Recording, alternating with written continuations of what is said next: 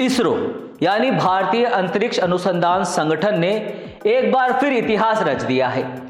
30 दिसंबर 2024 को लॉन्च हुआ स्पेसडेक्स मिशन और अब 7 जनवरी 2025 को भारत इतिहास में एक नई जगह बनाने के लिए तैयार है। स्पेस में डॉकिंग ये वो सपना है जो अब तक सिर्फ अमेरिका, रूस और चीन ने पूरा किया था, लेकिन अब भारत ने भी अपनी इस टेक्नोलॉजी को दुनिया के सामने ला दिया है। तो सबसे पहले बात करते हैं कि आखिर ये स्पेसडेक्स मिशन है क्या। स्पेसडेक्स यानी स्पेस डॉकिंग एक्सपेरिमेंट। इसका मतलब है कि दो स्पेसक्राफ्ट को अंतरिक्ष में एक दूसरे से जोड़ा जाए। यह तकनीक भविष्य में स्पेस स्टेशन बनाने, इंसानों को चांद पर भेजने और सैटेलाइट सर्विस जैसे कामों के लिए बेहद जरूरी है। इस मिशन के तहत इसरो ने PSLV C60 रॉकेट से दो छोटे स्पेसक्राफ्ट ए और स्पेसक्राफ्ट बी को पृथ्वी से 470 किलोमीटर की ऊंचाई पर एक कक्षा में लॉन्च किया है। अब ये दोनों स्पेसक्राफ्ट 28,800 किलोमीटर प्रति घंटे की रफ्तार से ट्रेवल कर रहे हैं और 7 जनवरी को ये एक दूसरे से जुड़ जाएंगे। कैसे काम करेगा स्पेसडेक्स, थोड़ा जानते हैं। ये डॉकिंग कोई बच्चों का खेल नहीं है। इसके लिए बेहद सटीक तकनीक और गहरी प्लानिंग की जरूरत होती है। शुरुआत की अगर बात करें तो स्पेसक्राफ्ट ए और बी को PSLV रॉकेट से लॉन्च किया गया।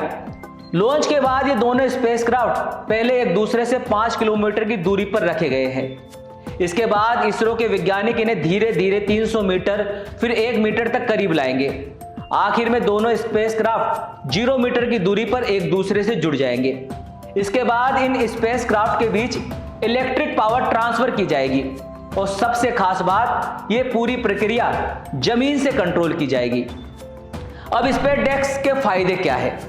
अब बात करते हैं आखिर इस मिशन से हमें क्या फायदा होगा। चंद्रयान 4 मिशन के लिए जरूरी। जी हां, इस टेक्नोलॉजी का इस्तेमाल चंद्रयान 4 मिशन में होगा, जहां हमें चंद्रमा की मिट्टी के सैंपल्स वापस पृथ्वी पर लाने में मदद मिलेगी।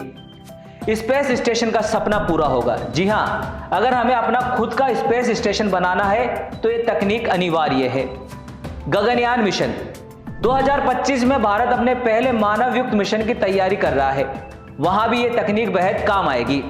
सैटेलाइट की सर्विसिंग, अंतरिक्ष में खराब हो चुके सैटेलाइट्स को रिपेयर करना या अपग्रेड करना अब मुमकिन हो पाएगा। इंटरप्लेनेटरी मिशन, आने वाले समय में अगर भारत मंगल या अन्य ग्रहों पर मिशन भेजता है तो डॉकिंग तकनीक वहां भी अहम भूमिका निभाएगी। इसरो ने इस मिशन के लिए भारतीय डॉकिंग सिस्टम नाम का अपना डॉकिंग मैकेनिज्म डेवलप किया है।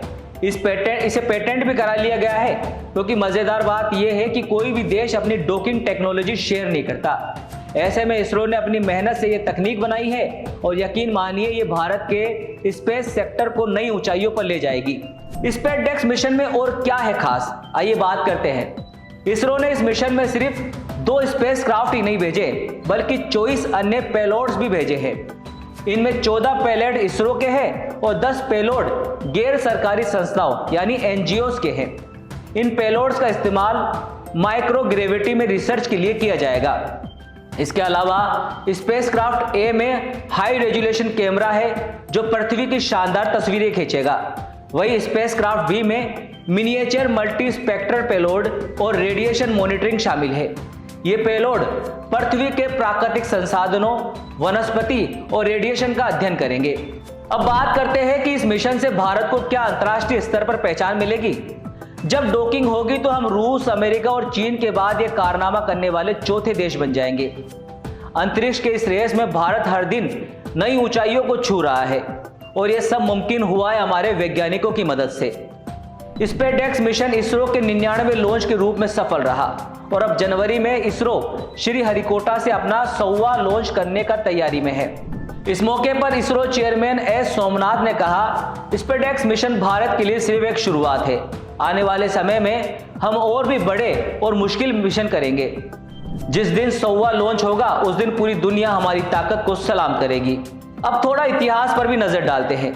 दुनिया में पहली बार स्पेस में डॉकिंग 16 मार्च 1966 को हुई थी। यह अमेरिका के जेमिनी 8 मिशन के दौरान हुआ था।